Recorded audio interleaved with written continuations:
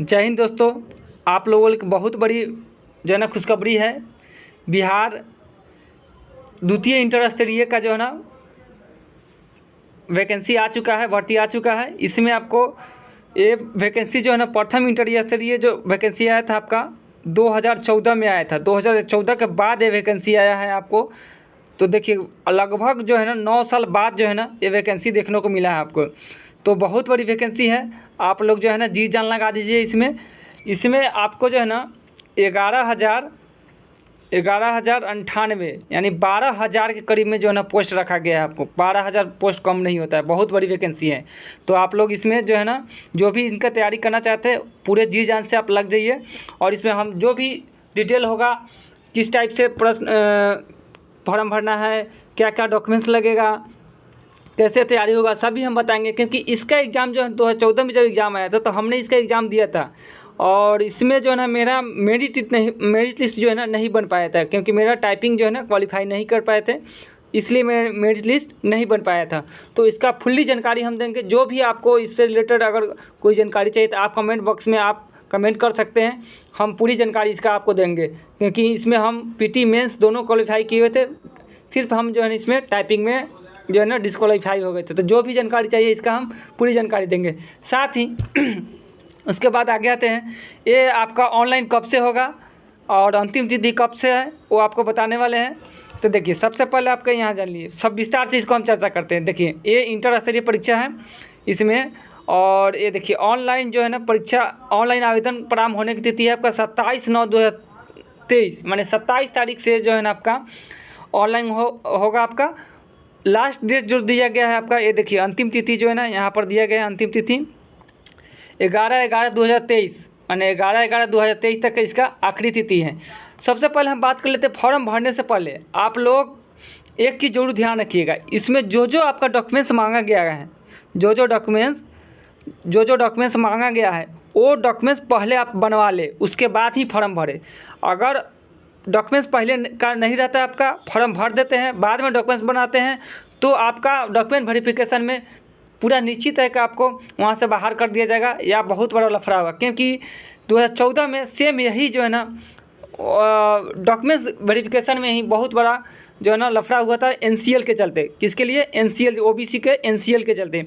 NCL जो 2014 का vacancy था तो 2014 के ही एनसीएल खोजा जा रहा था, जिसके कारण बहुत सारे बच्चों के पास 2014 का एनसीएल नहीं था, जिस कारण लोग धरना प्रदर्शन भी किए। बहुत सारा स्टूडेंट को जो है ना वहाँ पर धरना प्रदर्शन के कारण पीटा भी गया। उसमें जो आप छात्र नेता है दिलीप कुमार, उनको भी गिरफ्तार किया गया। तो आप जो है ना जो जो डॉक्यूमेंट्स खोजा जा रहा है पहले उसको डॉक्यूमेंट्स बनवा लें, उसके बाद ही फॉर्म भरें। हड़बड़ी में फॉर्म ना भरें। उसके बाद हम इसमें चर्चा करेंगे कौन कौन डॉक्यूमेंट्स आपको चाहिए, क्या क्या बनवाना है आपको से। उससे पहले आप ये देखिए कब फॉर्म भरेगा वो तो बता दिए हम। देखिए तिथि आपका 27/9/2023 है और अंतिम तिथि 11/11/2023 है। उसके बाद बात कर ले, यहाँ देखिए पोस्ट का अधिकतर जो इसमें पोस्ट है आपका टाइपिंग बेस पर है। माने आपका टाइपिंग बेस पर टंकन जो है ना आपका टाइपिंग बेस पर है। टाइपिंग यानी टाइपिंग मछली चाहिए। और टाइपिंग में क्या चाहिए? हिंदी और इंग्लिश दोनों चाहिए। दोनों कहने का अर्थ अधिक हिंदी, अगर जिसको पास हिंदी है वो हिंदी भरेंगे, जिनके पास इंग्लिश है वो इंग्लिश भरेंगे, और जिनके पास दोनों है वो दोनों को भर सकते हैं। मेनली जो है ना इसमें पोस्ट जो है ना अधिकतर देखा गया है ज़्यादा संभावना रहता है जो हिंदी इंग्लिश दोनों जिनके पास टाइपिंग है उनको बहुत ज़्यादा संभावना बढ़ जाती है इसमें। तो अगर आप हिंदी इंग्लिश दोनों जानते हैं तो आप दोनों से ज़रूर भरें, क्योंकि हिंदी में जो है ना बच्चे कम रहते हैं, इंग्लिश में बच्चे बहुत ज़्यादा हो जाते हैं। तो अगर हिंदी आप लोग अगर सीख सकते हैं उतना दिन में तो ज़रूर भरिए आप हिंदी, या हिंदी इंग्लिश, या अगर इंग्लिश ही सिर्फ जानते हैं तो इंग्लिश ही भरिए। बट मेरा राय रहेगा अगर हिंदी आप सीख सकते हैं या हिंदी पहले से जानते हैं तो ज़रूर हिंदी आप टाइपिंग उसमें भरिए। नेक्स्ट बात कर लेते हैं। देखिए ये पोस्ट देखिए निम्न वर्गीय लिपिक है, ये सब लिपिक है। देखिए सब में जो है ना आपका इंटरमीडिएट चाहिए, उसमें कंप्यूटर संचालन चाहिए। टंकन जो है ना टंकन यही टाइपिंग है आपका, टंकन हिंदी एवं अंग्रेजी टंकन है। ये देखिए निम्न वर्गीय लिपिक में कंप्यूटर पर हिंदी में वर्ड प्रोसेसिंग टंकन है। जहाँ भी टंकन है आपका सब में जो है ना आपका टाइपिंग चाहिए। देखिए ये देखिए अधिकतर पोस्ट लिपिक का है जिसमें आपको टंकन की ज़रूरत है आपको। देखिए टंकन का यानी टंकन का है तो टाइपिंग का हिंदी एवं अंग्रेजी टंकन का ज्ञान के साथ साथ कंप्यूटर संचालन भी होना चाहिए। इस सब में देखिए माने अधिकतर पोस्ट आपका टंकन बेसिस पर है। आगे बात कर लेते हैं आपका सबसे इसमें जो मेन पोस्ट है आपका पंचायत सचिव और राजस्व कर्मचारी। 2 पोस्ट के लिए जो है ना आपको कोई टंकन की ज़रूरत नहीं पड़ती है और सबसे ज़्यादा जो है ना इसमें कटअप इसी दो का जाता है। अब अभी हम बता देते हैं कौन 2 पोस्ट हैं। ये देखिए राजस्व कर्मचारी और पंचायत सचिव। सबसे ज़्यादा अगर किसी पोस्ट के लिए मारा मारी है तो इसी पोस्ट के लिए है। ये पोस्ट के लिए जो है ना आपको लगभग जो है ना 135 के लगभग आसपास आपको नंबर आना चाहिए पीटी में। अब आप लोग कहिएगा इतना नंबर कौन लगाए, कैसे लगा, भाई लाता है, ऐसा बात नहीं है। 135 कहने का अर्थ हुआ है मैंने 130 से आपको एभव रहना होगा, तभी जाकर ये वाला पोस्ट जो आपका मेंस की बात करें, पीटी में तो आप क्वालिफाई कर जाइएगा, पीटी में तो हो जाएगा। पीटी में तो सिर्फ आपको 5 गुना रिजल्ट दिया जाएगा, पीटी क्वालिफाई रहेगा और इसके बाद जो भी मार्क्स आपका जुटेगा मेंस का जुटेगा। तो मेंस में आपको लगभग 130 प्लस आते हैं, तभी ये 2 पोस्ट के लिए आप समझिए तो एलिजिबल हो गए, नहीं तो आपको टाइपिस्ट बेस वाला ही मिलेगा।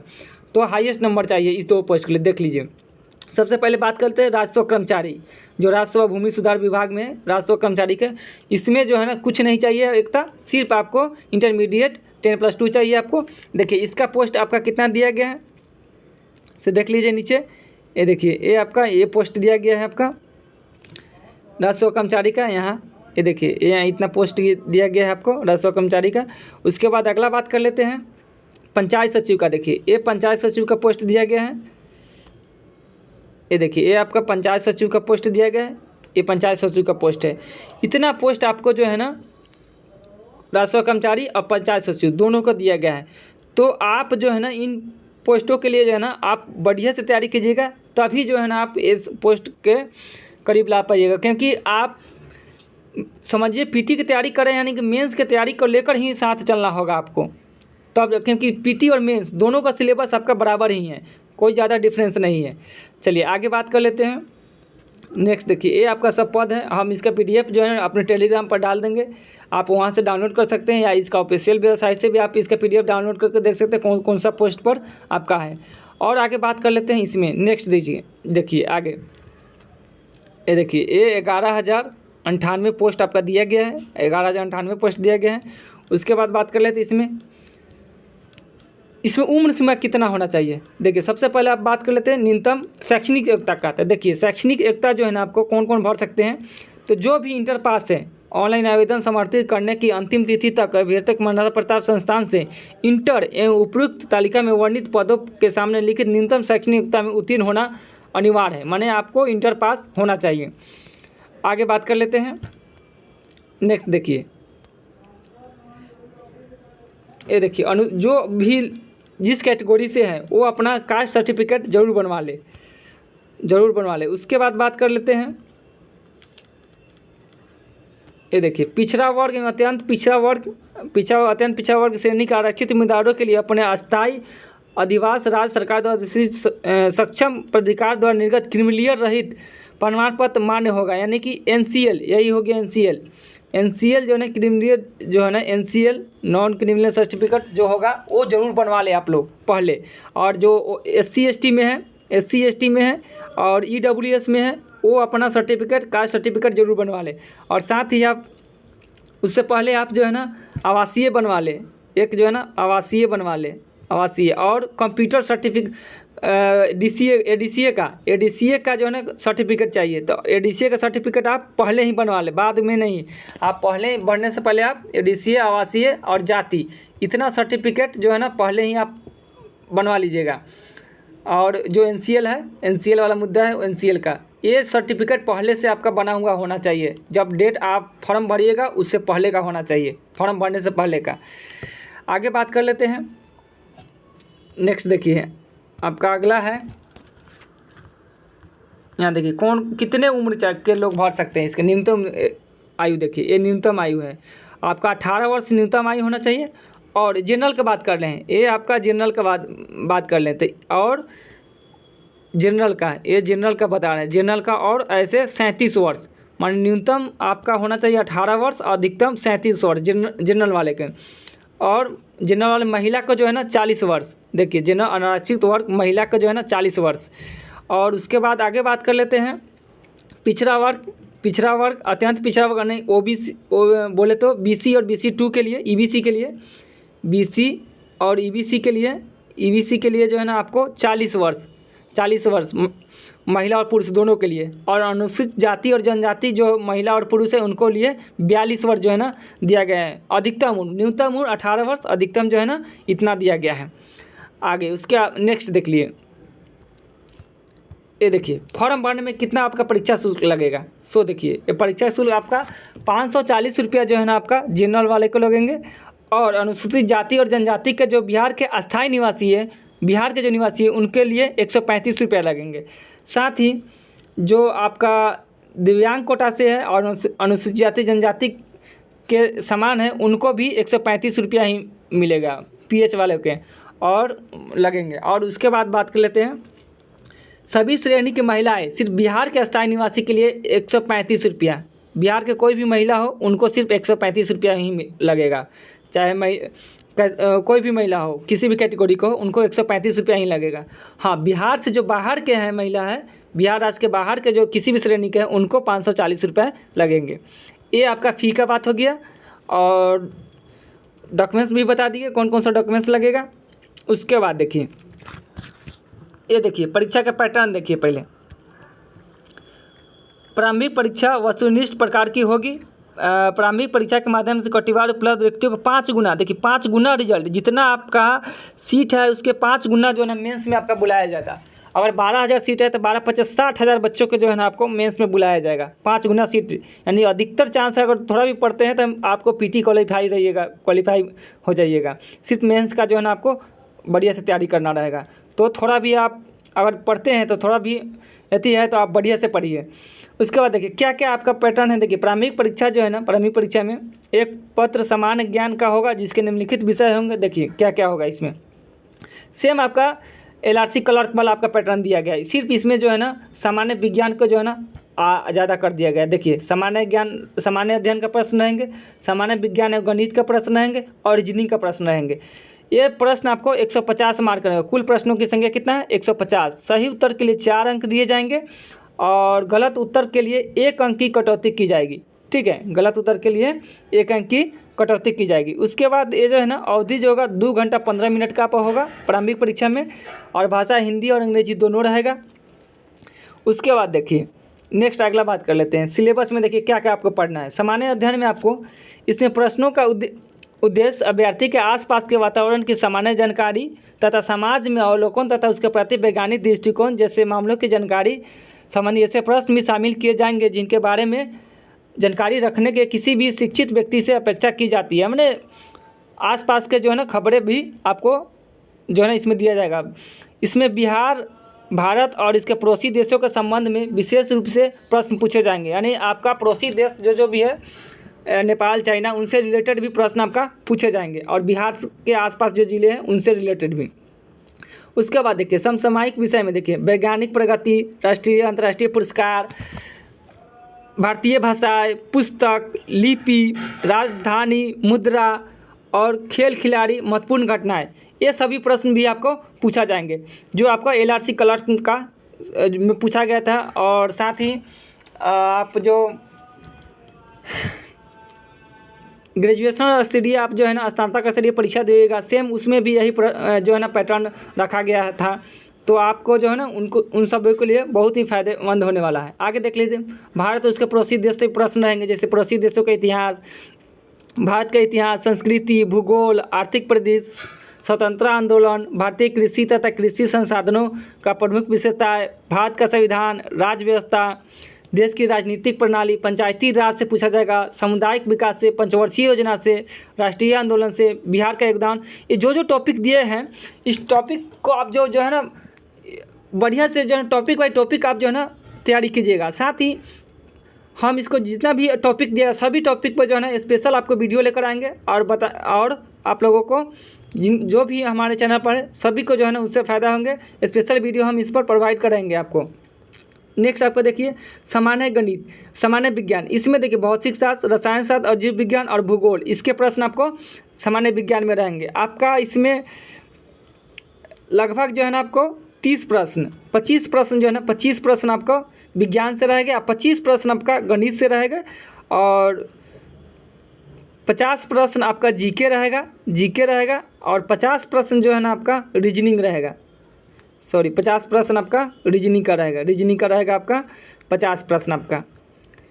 अच्छा देखिए, तो सामान्य विज्ञान का बता दिए। गणित का देखिए, गणित में आपका क्या क्या पूछाएगा, संख्या पद्धति से रहेगा, प्रश्न रहेगा, पूर्ण संख्या का विकलन रहेगा, दशमलव और दशमलव भिन्न रहेगा, संख्याओं के बीच परस्पर संबंध रहेंगे, मूलभूत अंक गणितीय संक्रिया रहेगा, प्रतिशत, अनुपात, समानुपात, औसत, ब्याज एवं लाभ और हानि, ये सभी प्रश्न आपको इसमें पूछे जाएंगे। नेक्स्ट आगे बात कर लेते हैं रीजनिंग में। ये देखिए रीजनिंग का सिलेबस दिया गया है, इसमें सादृश्य, समानता, भिन्नता, स्थान, माने रीजनिंग आप प्रॉपर जो है ना जो आपका रीजनिंग में है वो सब तैयार कर लीजिएगा। आपका समस्या समाधान, विश्लेषण, दृश्य, जरूरी नहीं कि जो इतना दिया गया है इसी से पूछा जाएगा, और इससे बाहर भी सिलेबस से रहते हैं कुछ प्रश्न, तो इस पर आप डिपेंड नहीं रहना है। ये तो आपका शॉर्ट में जो है ना बताया गया कि कौन कौन से रहेगा, और कुछ प्रश्न जो है ना आप बाहर से भी कुछ रहते हैं और सिलेबस आउट, तो आप उनको भी ध्यान में रखिएगा।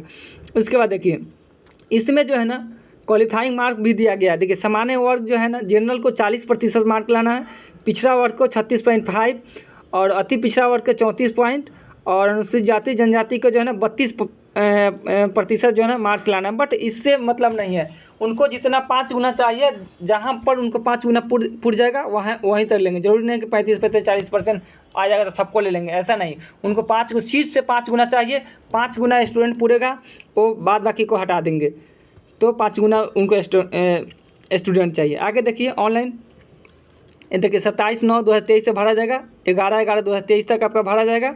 एक फॉर्म भरने का आपका डेट दिया गया है। फिर हम बता देते हैं आपको, अब देखिए क्या क्या इसमें लगेगा। देखिए अभी देखिए मेन देखिए यहाँ पर ऑनलाइन आवेदन भरने हेतु विस्तृत आवश्यक निर्देश आयोग की वेबसाइट इतना पर उपलब्ध है। इन निर्देशों का जो है ना अनुपालन नहीं करने पर ऑनलाइन आवेदन भरने के क्रम में अभ्यर्थी द्वारा की गई प्रविष्टि में किसी प्रकार की त्रुटि के लिए आयोग जिम्मेवार नहीं होगा। यानी एक बार आप गलत भर देते हैं तो हो सकता है मैं भी आपको सुधारने का मौका न मिले, तो बढ़िया से आप फॉर्म भरिएगा। देखिए ऑनलाइन आवेदन प्रविष्टि में किसी प्रकार के सुधार परिवर्तन हेतु समर्पित आवेदन पर विचार नहीं किया जाएगा। एक बार आप गलती कर देते हैं तो गलती हो गया आपका, फिर सुधार नहीं होगा। तो सोच समझ के आप जो है ना अच्छे किसी साइबर कैफ से जाकर फॉर्म भरवाइएगा, हड़बड़ी में नहीं भरवाइएगा। देखिए अभ्यर्थी क्या क्या आपको चाहिए से, अभ्यर्थी का नाम, माता का नाम, पिता का नाम, जन्म तिथि, मैट्रिक का समकक्ष प्रमाण पत्र अंक पत्र के अनुसार होना चाहिए। माने जो आपका मैट्रिक में दिया गया है, मैट्रिक का आपका उसी में होना, जो दिया गया है नाम और पिता का नाम जो दिया गया, जन्म तिथि दिया गया, उसी के अनुसार आपको भरिएगा। और मैट्रिक का सर्टिफिकेट और मार्कशीट दोनों होना चाहिए। उसके बाद देखिए जो कैटेगरी है, सभी अभ्यर्थी अपनी कैटेगरी की प्रविष्टि ध्यानपूर्वक आश्वस्त होने के उपरांत नहीं भरे। माने जो कैटेगरी में है उसको पहले पता कर ले और उसका सर्टिफिकेट बनवा ले, उसके बाद ही कैटेगरी जो है ना अपना भरे।